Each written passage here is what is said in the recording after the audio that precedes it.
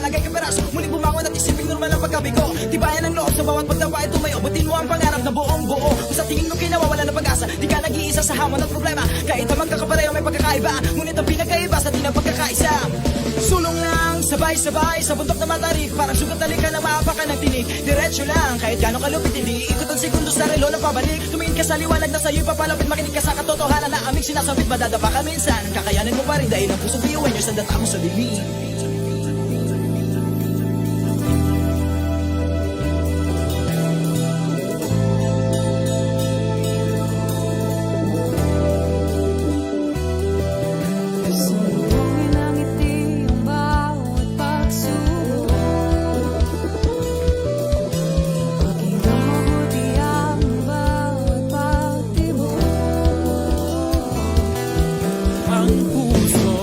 Nangangarap, biyuhin nyo, nagsisikap, sama-sama sa pangarap, kapit bisig, tayong mga kakaibang gawin sa ating pati-hati, subalit sa huling nagwawagi.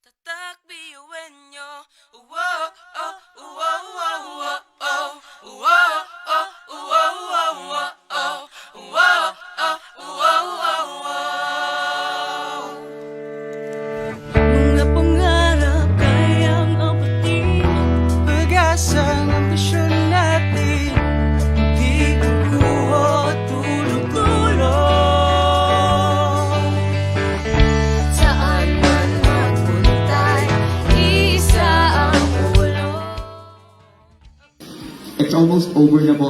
Hinihintay lang po natin siya. Thank you so much po. Tayo ay kakabiyuhin nyo. Tumayo, umilang, sumayaw tayo. Biyuhin nyo, sama-sama tayo. Tunay nga na ganda ang talay ng ating mga puso. Walang susuko. Kahit anong problema, wala nang yan basta didaan sa ngiti lang. Pagsabayan at laging isipin na tayo'y nagkakabiyuhin nyo. Wow, oh, wow, wow, wow, oh. Wow, oh, wow, wow, wow, oh. Wow, oh, wow, wow, wow. Puso't isipan, nariyan ang taglay. Handang matuto, marunong maghintay. Sa pagsubok, di matitinag. Kahit saan man iharap, di tayo papalag. Ako, ikaw, tayo, kahit sino pa. Pantay-pantay ang tingin sa isa't isa. Isang pangarap, isang hangarin. Tayo ay tatakbiyuhin nyo. Tumayo, umilang, sumayaw tayo. Biyuhin nyo, sama-sama tayo. Tunay nga na ganda ang talay ng ating mga puso. Walang susuko. Kahit anong problema, wala lang yan basta didaan sa ngiti lang. Pasongkayan at laging isipin na tayo'y tatakbiyuhin nyo.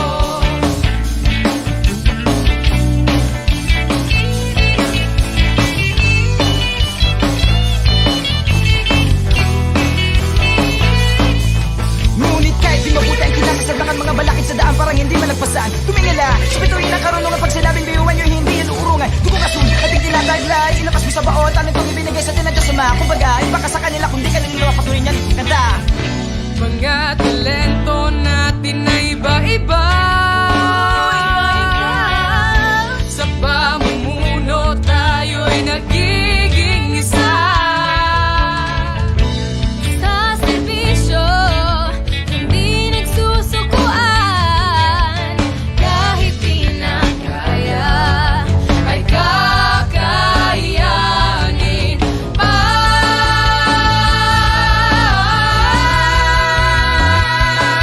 Tumayo, umundak, sumayaw tayo. Biyuhan nyo, sama-sama tayo. Tunay na naganda ang taglay ng ating mga puso. Walang susuko, kahit anong problema. Wala lang yan, basta tiraas ang ngiti lang. Pasok na yan at laging isipin na tayo'y tatak. Tumayo, umundak, sumayaw tayo. Biyuhan nyo, sama-sama tayo. Tunay na naganda ang taglay ng ating mga puso. Walang susuko, kahit anong problema. Wala lang yan, basta tidaan sa ngiti lang. Pasok na yan at laging isipin na tayo'y tatak. Biyuhan nyo, oh, oh, tatak. Biyuhan nyo.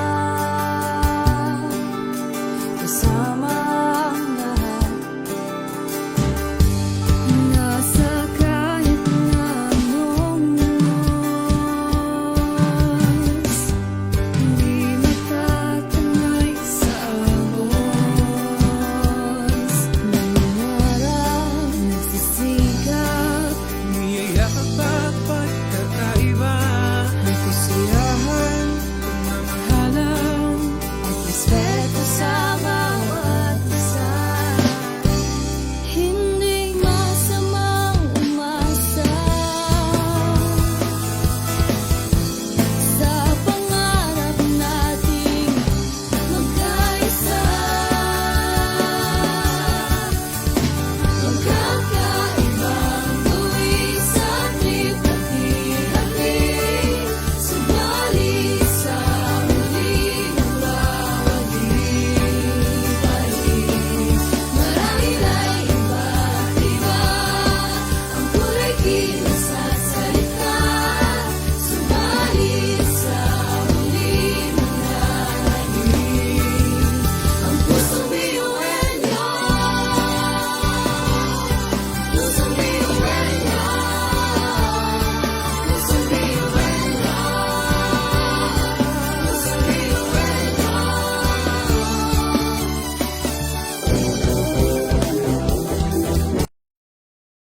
As we are about to start our program as soon as President arrives.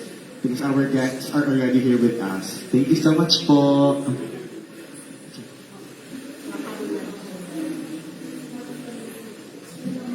Okay, I have the order to begin our program. May I request our guests from Masbate Gold Project, Sir Audie and Sir Boying, to please occupy the assigned seats for the two of you po.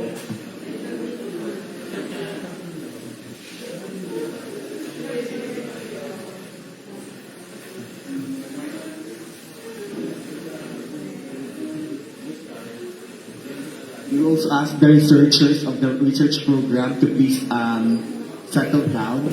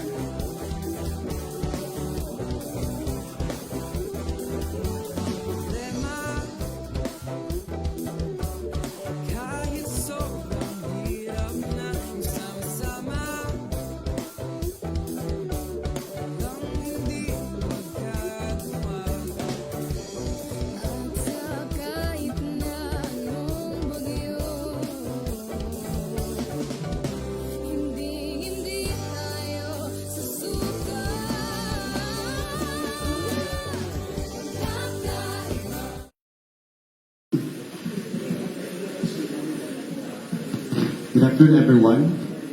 To our distinguished guests from Masbate Gold Project, good afternoon po. To our beloved President, Dr. Arnulfo M. Mascareñas. To our Vice Presidents, Academic Deans and Directors, OVP RDE Center Directors, to the Program Leader of the Research Program, Faculty Researchers, Department Chairpersons of the College of Science, the acting support staff, other faculty members, students, present after. Welcome to the turnover of Environmental Research Laboratory equipment from MGP PLC FRC to Bicol University for the research project entitled Assessment of Potential Accumulation, Dispersion, Routes, and Plants Uptake of Lead Contained at Masbate Gold Project Tailings Storage Facility. To formally start our program, I request everyone to please rise for the doxology to be given to us with the P. Magayon dancers, and please remain standing for the singing of our Philippine National Anthem.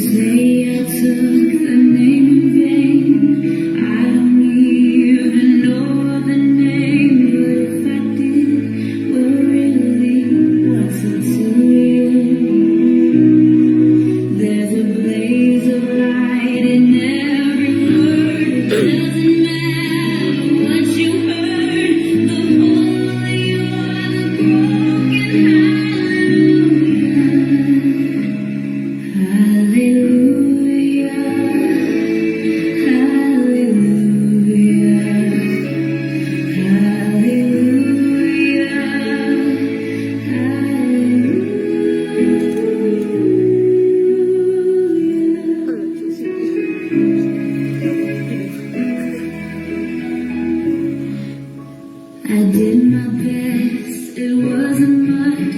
I couldn't feel, so I tried to touch. I've told the truth, I didn't come to fool you. And even though it all went wrong, I'll stand before the Lord of song with nothing on my tongue but hallelujah.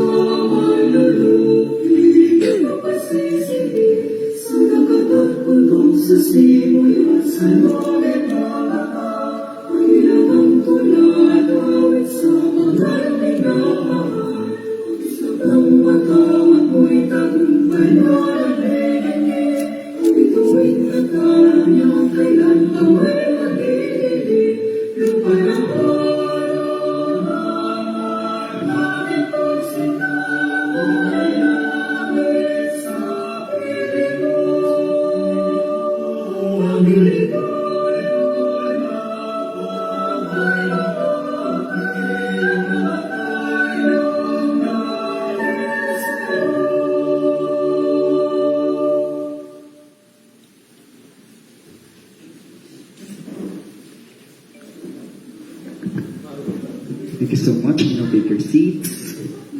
To give us the welcome remarks, please welcome the researchers and the Dean of the College of Science, Professor Jocelyn E. Serrano. Ma'am?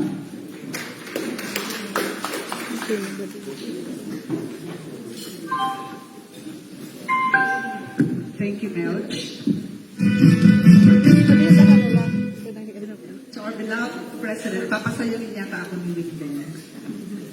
To our beloved President, Dr. Arnulfo M. Mascareñas, ably represented by the Vice President for Research, Development and Extension, Dr. Luis Amano. To our EST Balik Scientist Awardee, Dr. Ira O. Villarreal, from the University of Tsukuba, Japan. To our Vice President for Academic Affairs, Dr. Dorosan. To the Center Directors of the RD, EDA, Professor Janessa Reyes, Professor Chris Baltazar, Professor Elmer Lorenzana, Professor Maria Maiden Ante, to my fellow academic deans and directors around, associate deans and directors, department chairs of the College of Science, special mention to Dr. Sam Bobiles, the Graduate School Secretary, and to our Natural Science Facilities Laboratories Coordinator, Professor Phil Morano, CS faculty and personnel, students, to our guests, Chief Geologist, Ma'am Arlene Dayao from DNR MGB, to our highly esteemed partners from Masbate Gold Project of the Philminera Resources Corporation and Philippine Gold Processing Refining Corporation, Engineer Odi M. Alpiche, and Engineer Geronimo C. Badulis Jr. So we call them Sir Odi and Sir Odi.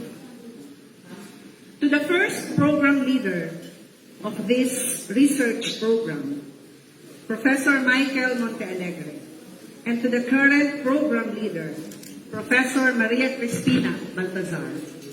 Study leaders, RAs or our research assistants, friends, guests, good afternoon.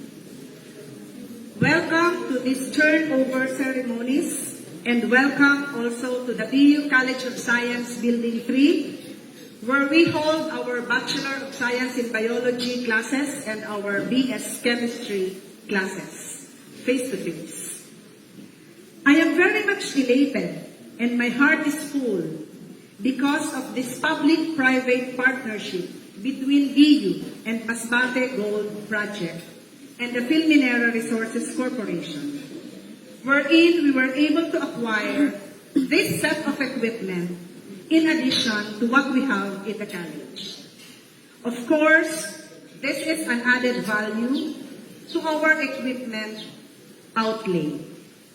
This so-called LED project started in 2019 and was terminated last December 2021. But due to the impact of the pandemic, the project team requested for extension until March 2022. Also, as I welcome you here this afternoon, and as the Dean of the College of Science, I would like to share to you this Pagtanaw 2050, a 360-page document which was launched by the National Academy of Science and Technology last November 2021. NAST, or NAST, being the Science and Technology arm of the Department of Science and Technology.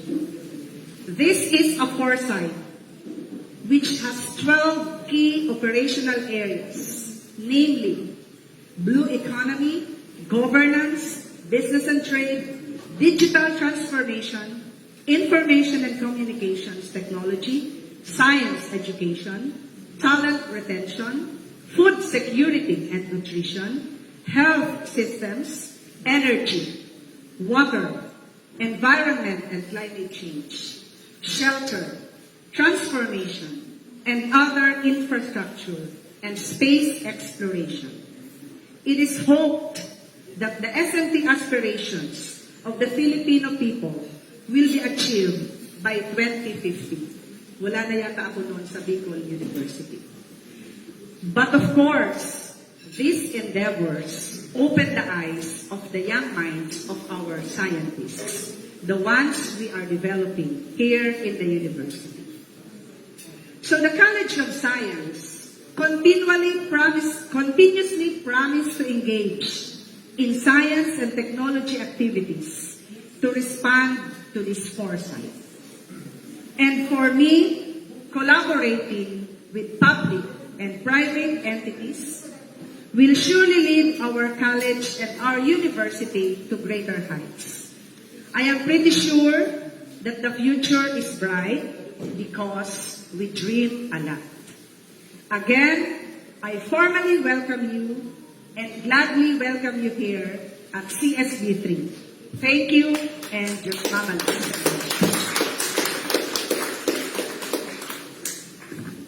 Thank you so much, Ma'am Joy. At this juncture, to give us the overview of the research program, please welcome the current program leader of the research, Professor Maria Cristina P. Baltazar. Ma'am.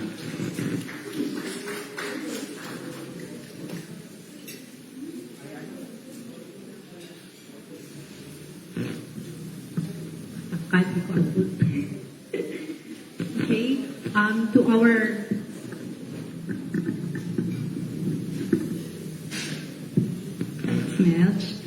to our very supportive Bicol University President, Dr. Noli Mascarillas, being represented by the Vice President for Research, Development and Extension, Dr. Louis Overman. To our partner agencies, from Philippine Gold,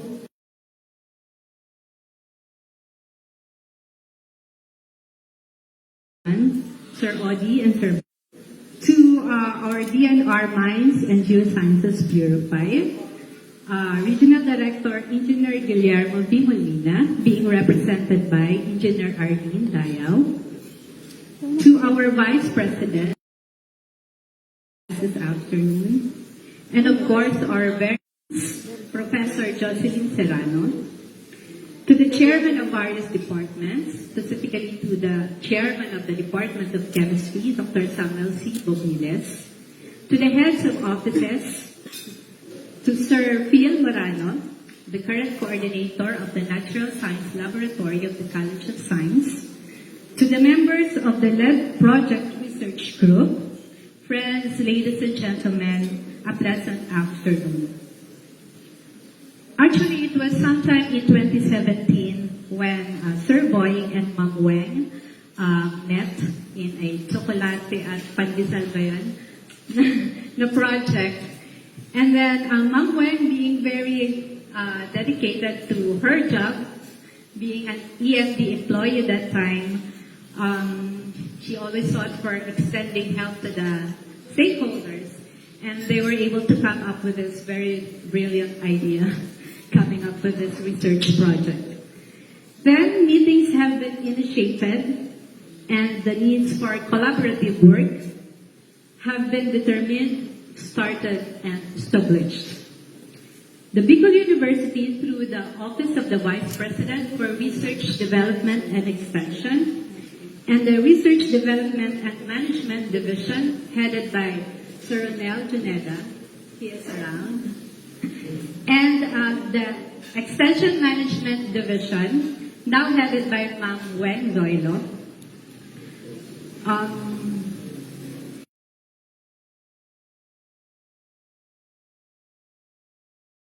We have the mission of generation of technology in support to the development of Bicol University and to the uplifting of the socio-economic condition of the Bicol region.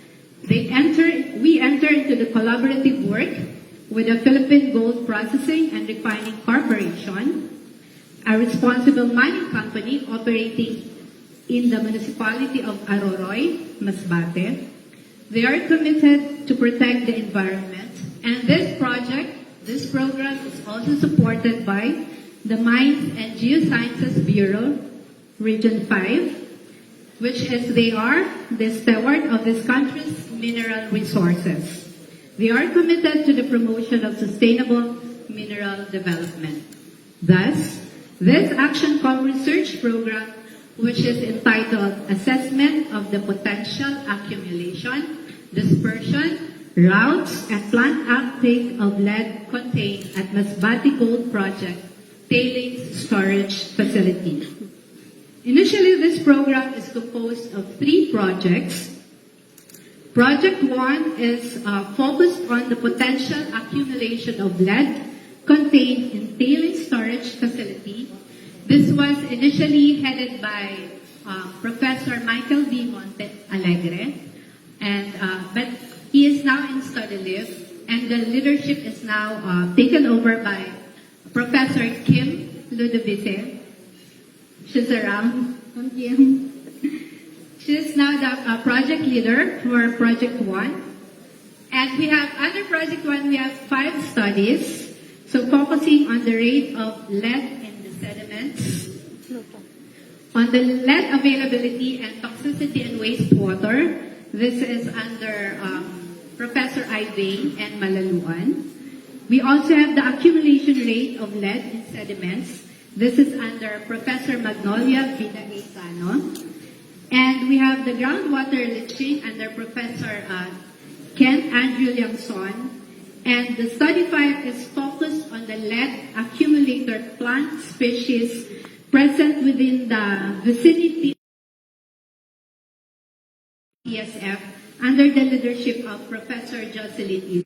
Project 2 is under my leadership. So we focus on the lead remediation and sequestration via chemical and biological techniques. So by the way, Project 1 is mostly NASA field work. We do work on site. Project 2, we do it here in the laboratory, Bicol University Laboratory. So we have sequestration of lead via chemical technique.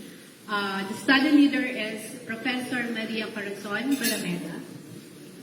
And for study 2 is on the removal of lead from aqueous solution through chemical adsorption technique. So I was the one doing this study. And the study 3 is on the use of hyper accumulator plant species for DSF rehabilitation purposes. So under Professor Kenneth N. Nacional. So when we started this program, the third project is focused on socio-economic and environmental costs and benefits of MGP. But this was then, after the first quarter, since there is an existing and another project that is in Bicol University also focusing on socio-development plan towards mine closure. So na-transfer po doon sa kabilang program yung Project 3 ni Namagwen. Okay, so working with us also in the program, we have a program management coordinator, our MC, Sir Major General. Okay, so we have 2 science research assistants, Ms. Riza May Moral, a chemist, and another science research assistant stationed at Masbate, at Aroroy Masbate, Ms. Charmaine Bobiles. Baka nawawalan ka mag-anak mo, Sir Sam. Okay, so natagpuan namin siya sa Masbate, and she's working there. And from our another counterpart is from DNR MTV, Engineer Marcel Lot and Engineer Sarah May Ajon. And from MGP, FRC, PGPRC, we have Engineer Geronimo Badules, Engineer Odi Altiche, Engineer Ivan Lucitano, Engineer Lubel Carriaga, and Engineer RJ Payawa. So those are the people involved in this research team. So this project is actually still ongoing. To facilitate the program implementation, several laboratory, office, and sampling equipment has been purchased and provided by our funding agency. So the program starts April 2019. So imagine we started the communications 2017, sir. But we were able to finally implement the program by April 2019. But this program was actually put on hold during the pandemic. So our data rely very much on the samples that are collected on site. So there was really a problem. So nagulat din kami during the pandemic and we really don't know at the time how we are going to push through with the project. So the IATF policies actually imposed due to the COVID-19 pandemic have limited the movement of the researchers. So we come up with the idea of hiring a research assistant stationed in our research area. So she worked in close coordination with the researchers. This have paved way to the continuation of the project amidst the pandemic. The support given by the funding agency to assist the researchers in the implementation of the program is very commendable. We had a lot of online meetings. We talked about how we go about with the sampling. Our samplers was bought just before the pandemic started. So actually during the time hindi pa man natin nabuksan yun. So nakabox pa siya. So talagang hindi namin nagamit pa yung sampler during that time. And it was first opened and used when our extension has been approved come July 2021.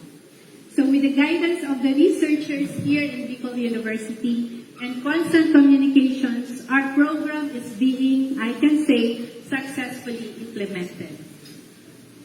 This program have also provided laboratory equipment and is being housed at the designated Environmental Research Laboratory at the College of Science, Building 3, Room 101. So, yan po yun. Nandyan po yung aming equipments. And their use have paved way to a more precise and reliable laboratory activities.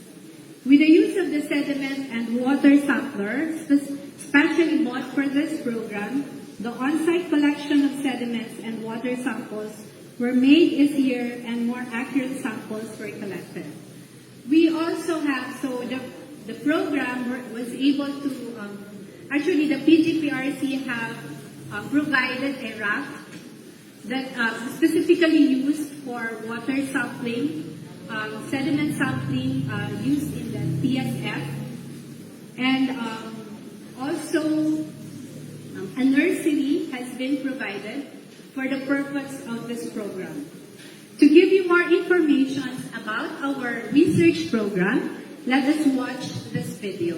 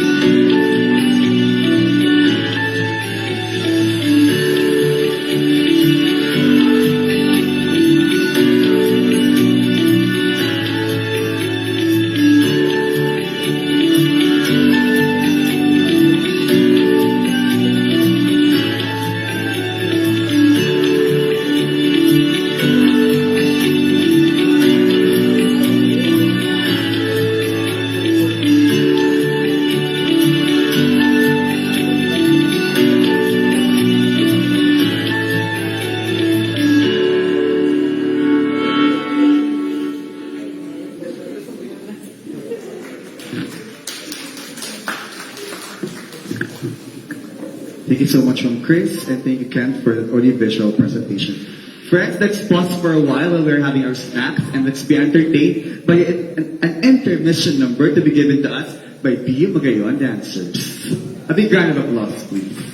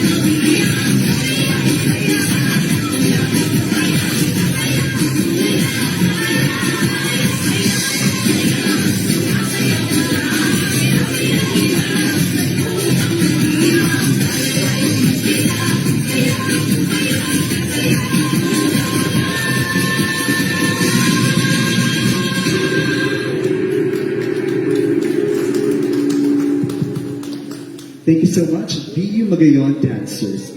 BU Magayon Dancers is under the supervision of Professor Wilvin Mendaza and of course the Artistic Director and the Director of IPESR, Professor Karina Salas. A big round of applause, please. Thank you so much. To give us the message from our partner, from DNR MGB5, in behalf of Engineer Guillermo B. Molina Jr., we have today with us the Chief Geologist and the OICRT of DNR MGB5. Please welcome Engineer Arlene Dayaw. Ma'am?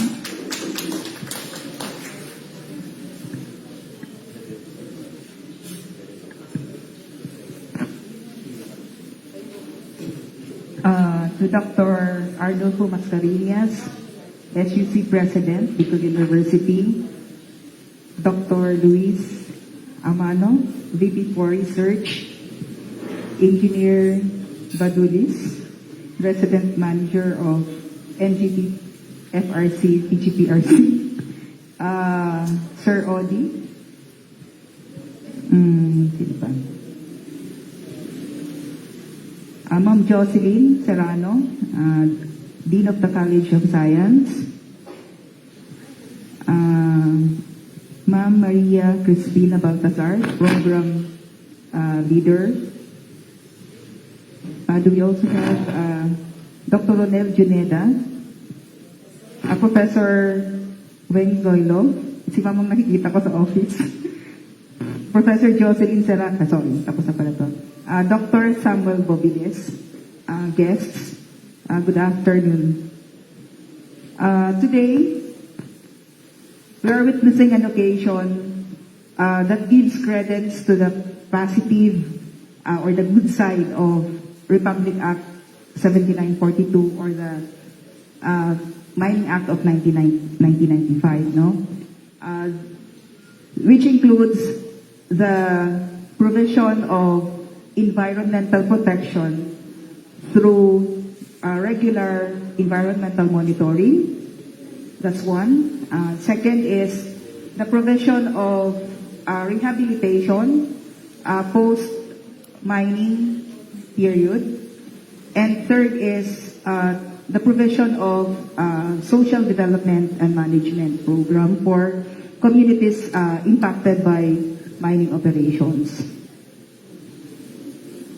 The Social Development and Management Program, or the SDMP for short, is required pursuant to the provisions of RA 7942, which directs all mining companies to allocate 1.5% of its operating costs for the social development of communities under direct impact areas as well as indirect impact areas as identified in the EIS of mining companies.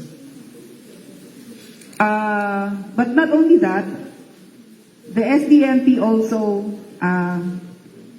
gives opportunities for the provision of funds for the development of mining technology and geosciences, under which this project was funded, so under the DMPG.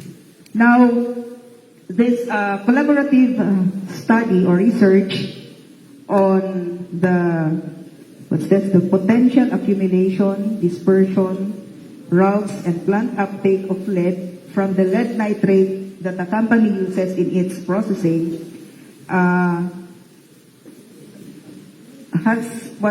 this started in 2019 and is about to end.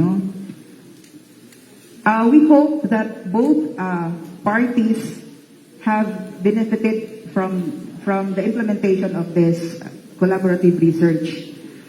For BU, we hope that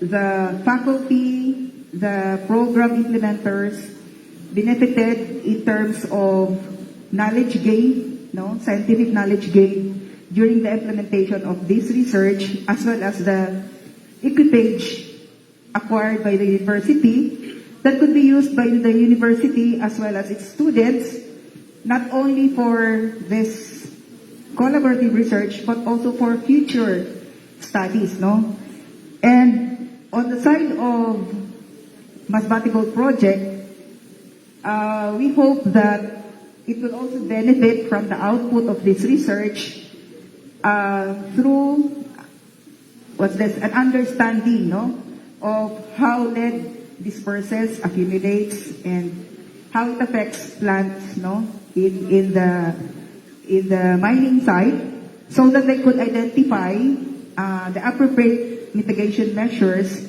that would protect the environment in the mining area as well as the communities that could possibly be impacted by possible lead lead dispersion, So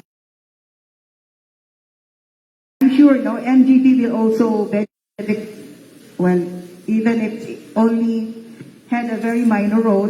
Ang naging role lang naman siguro namin is to assist and to approve because the approval of all projects identified under the SDMP are first approved by the MGB before they get implemented or before they get funded. So, pero sigurado ko, this will also assist or help the NGB in its pursuit of promoting responsible mining. So, sana lahat tayo makinabang sa research na to. Thank you. Good afternoon. Thank you so much, Ma'am Dayo, and thank you for gracing our activity. Maraming salamat po. At this point, we'll now be having the message of turnover from our funding agency. We have today with us the resident manager of MGP FRCP GPRC, Engineer Geronimo C. Badulis Jr. Sir?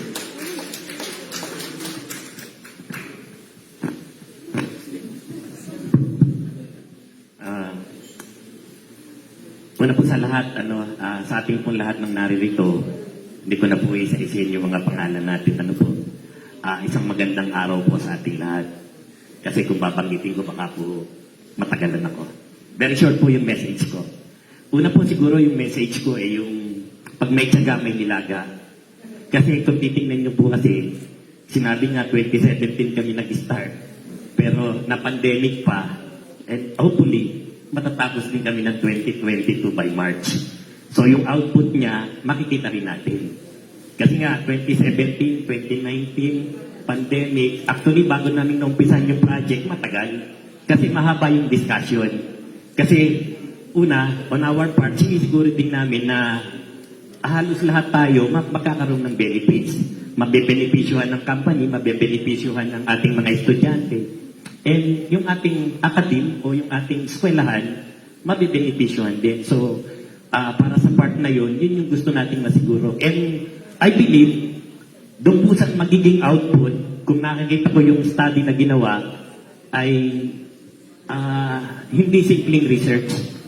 So, para sa akin, marami tayong madugtunan. And yung part na yun, ay kamukha po ng sinasabi ni Madam Dayaw na it is part of being a responsible miner. Kasi sabi nga namin on our part, kailangan naming maintindihan yung environment, kailangan naming maintindihan kung ano yung facilities namin, kailangan naming makita kung ano ang dapat naming gawin at the end ng aming mining operations. Hindi ibig sabihin na wala kaming ginagawa ngayon, pero we want to strengthen kung ano yung ginagawa namin. Kasi sabi nga natin, may rehabilitation kaming ginagawa, may monitoring kaming ginagawa, may control measures kaming ginagawa. Pero ang laging question nung sa amin, sapat na ba yun? So kailangan namin mag-research din. Kasi although yung aming mga technical, may mga experiences din naman, may knowledge din naman silang natukuha, may marami naman din pa yung literatures o references na pwedeng pagbasihan, pero iba yung sinasabi ng research na doon diretso sa area. So whatever output na doon, lalo pa nga na hindi naman forever yung mining namin, siguro, actually, nung pa bago, siguro mga 8 years ago, nag-uumpisa na kaming mag-rehab. So, ang tinitingnan na namin ngayon, dahil dire-diretso na nga yung aming operations, paano pagdating ng aming closure? Ano yung dapat namin gawin? So, part ng research na ginagawa ay ano yung dapat namin gawin sa closure para makontrol natin kung ano mang susunod na kung meron man siyang hindi magandang mangyayari. So, ngayon pa lang nakokontrol na natin. And dito yung part ng pagiging responsible mining. So, sa akin, yun lang. Sana, I believe naman lahat tayo mabebenepisyuhan nito katulad ng sinasabi ni Madam na both parties dapat makinabang. Ang academe, ang estudyante, ang mga researchers natin, ang ating mga, of course, alam ko maraming professor dito, maraming doctor dito, maraming ring engineers. And at the same time, kami sa company, hinahanap namin kung ano talaga yung best na pwede namin ibigay para pagdating ng closure, hindi kami nahihirapan, hindi mahihirapan ng community, hindi mahihirapan sa aming ang DNR. And at the same time, kung may iba pa kaming operations na gagawin sa ibang area, may pangalan din kaming inaalagaan na hindi kami sira sa ating government, sa ating community, at sa lahat. Yun po yung para sa akin na anumang ginagawa namin is really part ng pagiging responsible mining. Yun lang po, and maraming salamat sa tulong ng binibigay sa amin din ng university. Kung meron lang kaming sabi nga natin, turnover ng equipment, I know, maliit na bagay lang yan. Pero ang company, para po sa kaalaman nyo, hindi kami tumitigil din na makipag-partnership or collaboration sa ibang mga eskwelahan kasi hindi kami perfecto. Kailangan din namin yung knowledge or information na manggagaling sa iba para ma-implement namin ng tama yung aming laging ginagawa. Yun lang po at malapit na rin maggabi. Thank you po.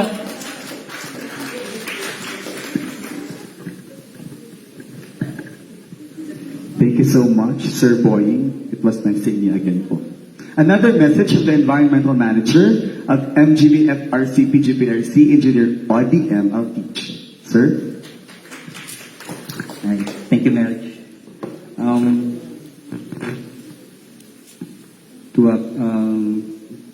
Be President Arnaldo Max Cariñas, President Dr. Mano, Madam Arlene Dayaw,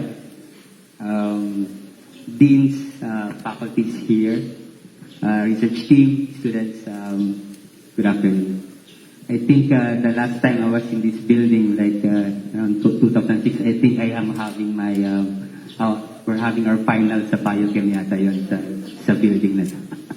So, still feels weird to be back again, and thank you for having us.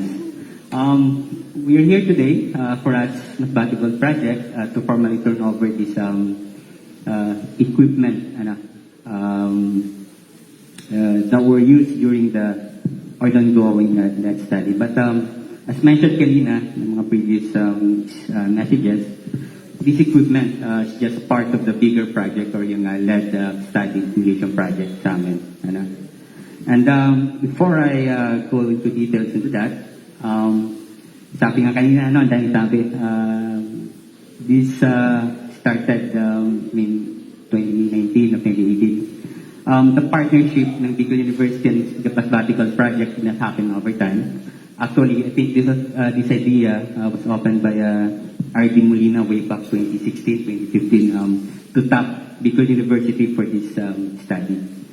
Then after which, I think summer of 2017, I messaged my mentor here, Sir Sam Ubiles, to meet me in siguro sa Max Salbay.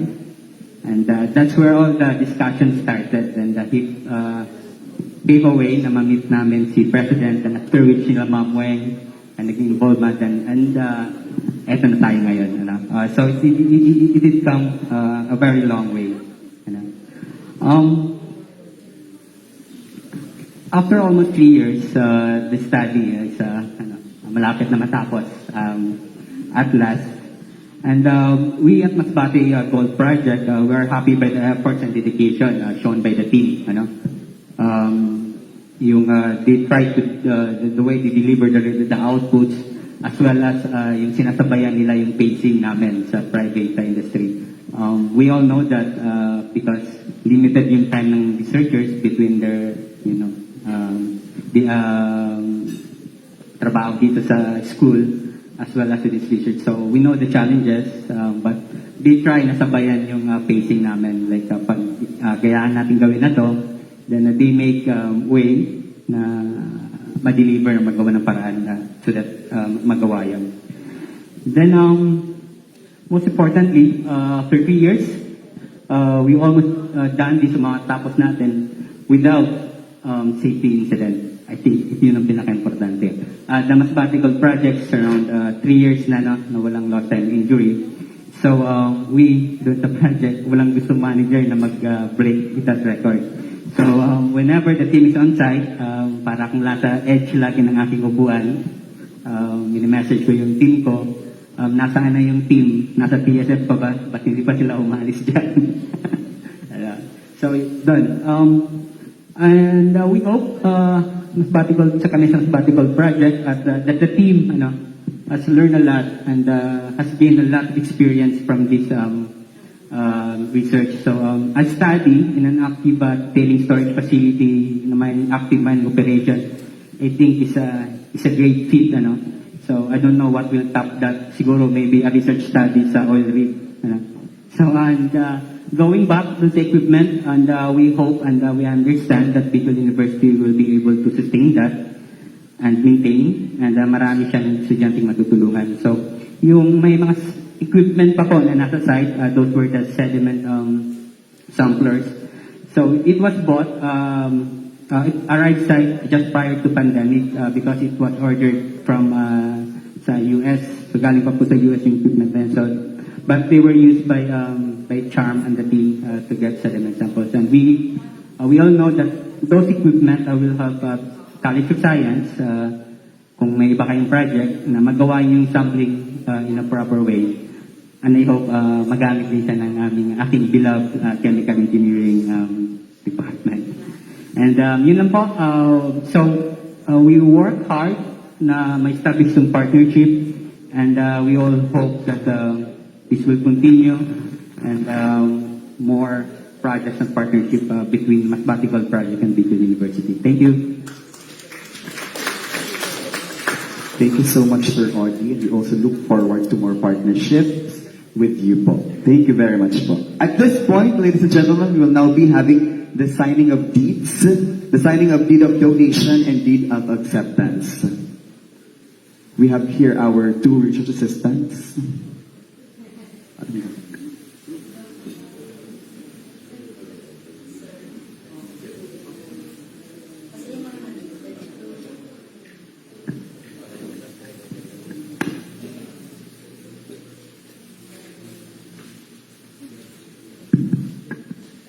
The deans and directors po ng iba't ibang colleges, good afternoon. Thank you so much for gracing our activity.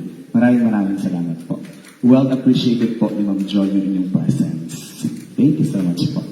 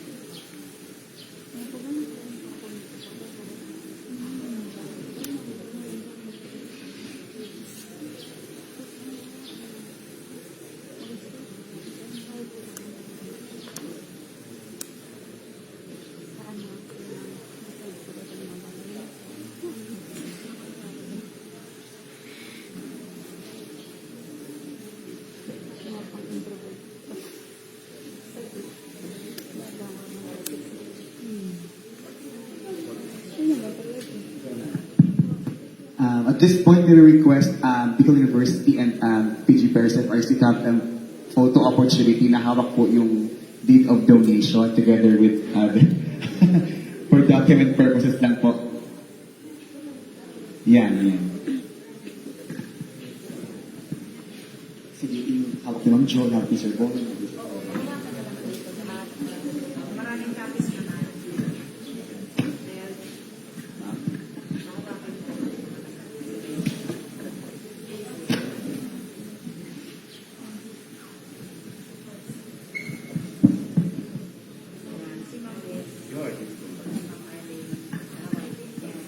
Akala po tayo na lang po tayo.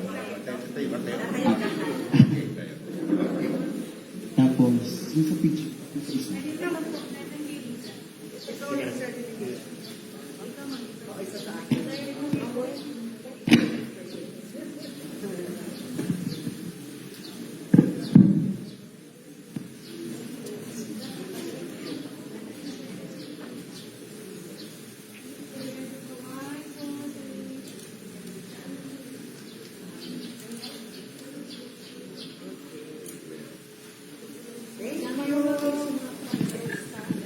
We request the faculty researchers of the research program to please join our guests to have a photo opportunity also. Let's grab the opportunity na makapag-picture sa kanila, Sir Audie. And Sir Boy. May we also request Sir Sam, the department chair of the Department of Chemistry, to please join us sa ating picture taking. Teresa, please join me.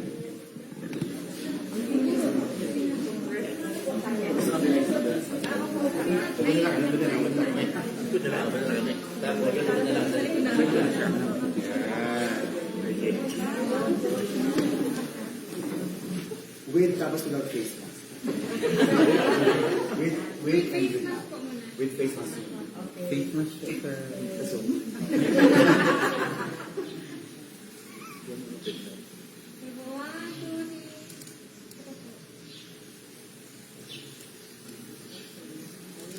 Hanggang mo ng face mask. Sample.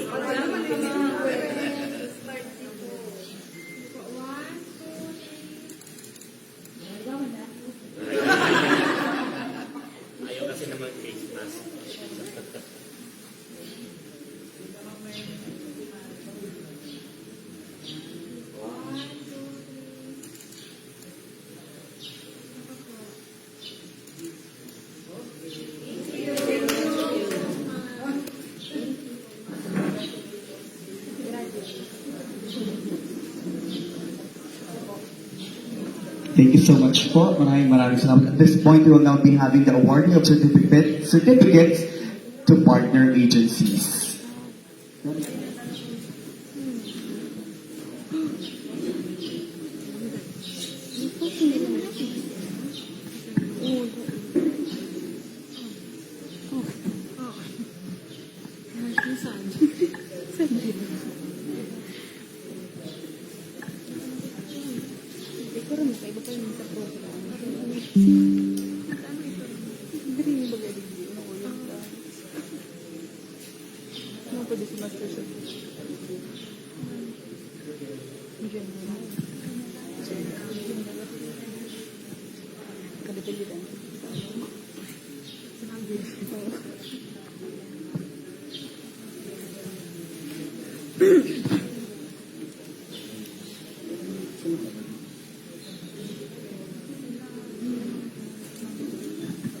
To award the certificate of commendation, I request the assistance of Professor Jocelyn E. Serrano and Ma'am Maria Crispina P. Baltazar. This certificate of commendation is awarded to for his invaluable support in a research program entitled Assessment of the Potential Accumulation, Dispersion, Routes, and Plant Uptake of Lead Contained at Masbate Gold Project Tailing Storage Facilities, given this first day of June 2022 at Bicol University College of Science, Legazpi City. Signed, Maria Crispina P. Baltazar, Program Leader, Jocelyn E. Serrano, Dean, PA College of Science, Dr. Louis O. Amano, Vice President for Research, Development, and Extension, and Dr. Arnulfo M. Mascareñas, SUC President for Bicol University. This certificate of commendation is given to Engineer Geronimo C. Badulis, Jr.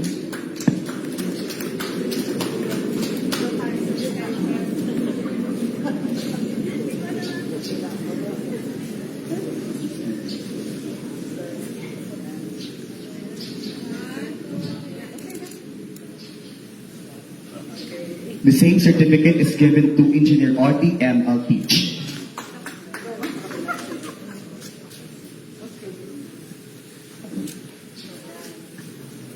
We also give this certificate to Philippine Gold Processing and Refining Corporation.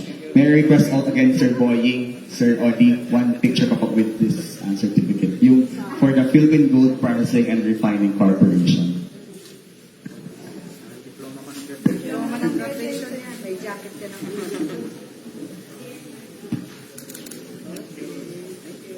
Thank you so much, sirs. The same certificate is given to DNR Mines and Geosciences Bureau 5. Ma'am?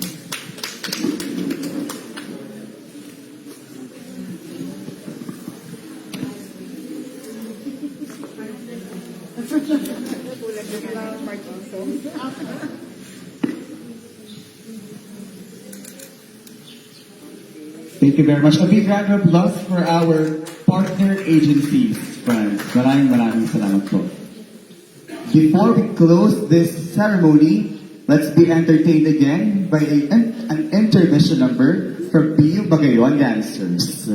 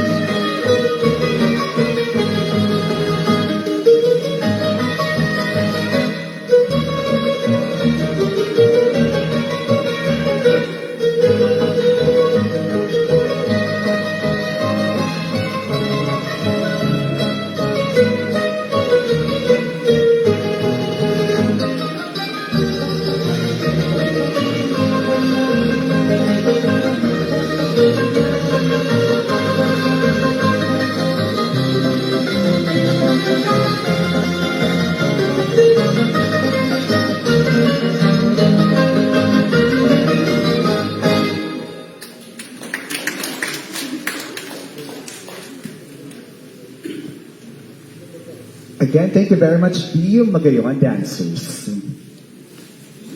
To finally close our program, we have with us the Natural Science Laboratory Coordinator of BU College of Science, Professor Phil V. Morano. Sir? Thank you, Melt.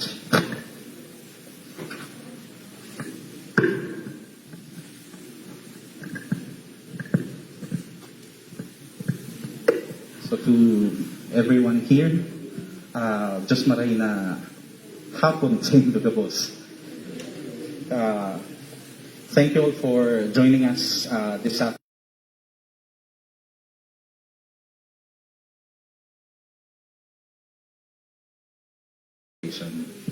And of course, the Mines and Geosciences Bureau and the Filminera Resources Corporation that are also part of this project or program. And I would like to start by thanking our generous donors. On behalf of the Bicol University community, we would like to extend our sincere and heartfelt gratitude to PGPRC for their valuable donation to our beloved university. Office equipment, laboratory instrument, and laboratory equipment, sets of laboratory equipment. My dear friends, as the lab facilities coordinator, let me share this with everyone. No? Many of these sets of equipment and laboratory instruments are not included in our current inventory. In other words, this donation is really valuable and will really help our clients, especially our students and also the faculty researchers in their research undertakings. And let me just share this. The College of Science is a service laboratory, a service college here in the university. And this facility, this College of Science Building 3, houses the natural science laboratories, physics, chemistry, and biology laboratories of Bicol University. And this CS laboratory serves as, we call this actually the Natural Science Laboratories, and it serves as a centralized facility that caters to the laboratory needs of all the students and faculty researchers of the entire university. Although the CS laboratory plays an important role in undergraduate and graduate education, we know that in the line of research and instruction, it also has a strong potential. I repeat, it has a very strong potential to contribute far more significantly to education at other levels, including the senior high school, teacher education, and public education, particularly in an interagency mode. Our laboratories are a unique resource for educational outreach, and especially for teacher training. We have the Regional Center for Science and Mathematics Education Development here, also housed here in the College of Science. The office is very active in organizing and facilitating trainings for teachers in the fields of science and mathematics.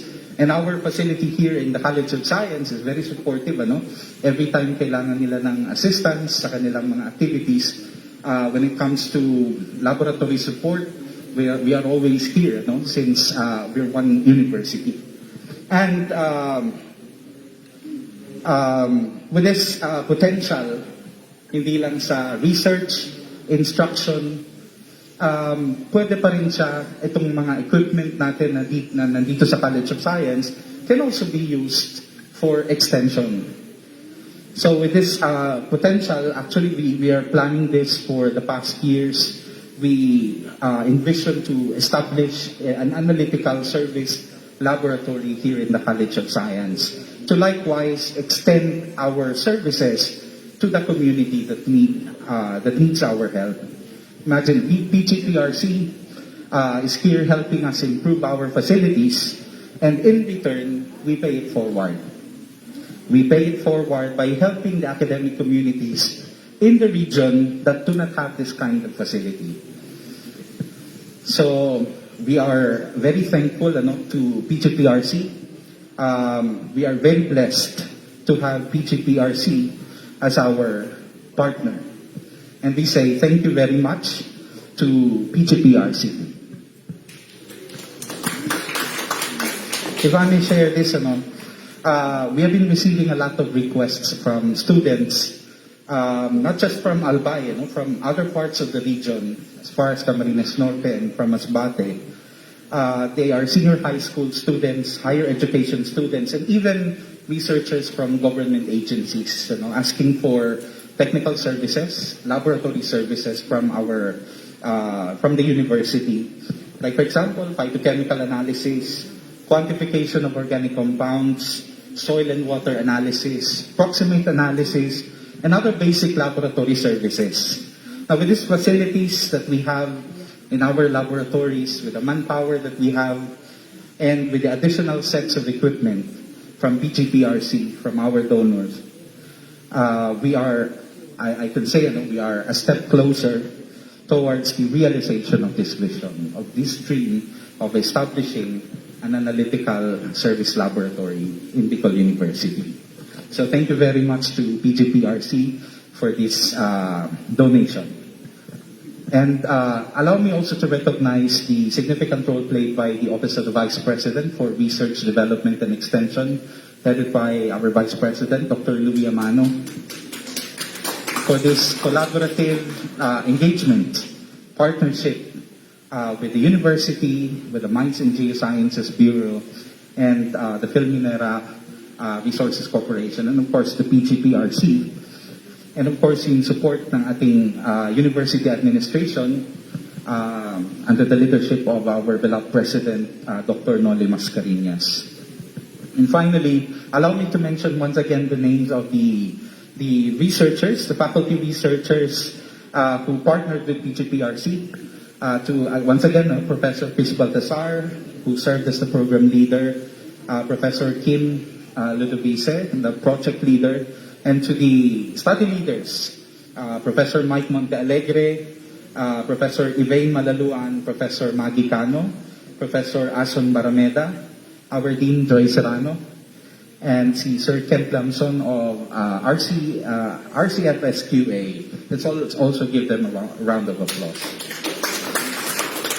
And to our donor, to PGPRC, rest assured that these instruments and sets of equipment will be utilized to its full potential.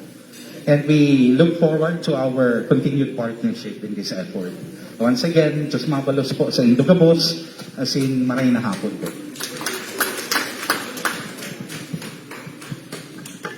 Thank you so much po. And that concludes our activity for the turnover of Environmental Research Laboratory equipment from MGB, PGPRC, FRC to Bicol University. I'm Mel General, your host. Magandang hapon po. Ingat po kayo pa uwi. Thank you so much. Ay, by the way po, we have prepared a dinner po para sa lahat. Mayroon po itong dinner sa lecture room po. Meron po tayong pagsasaluhang dinner po. Nakulong ko na exposure dyan. In-office na. Paano niya?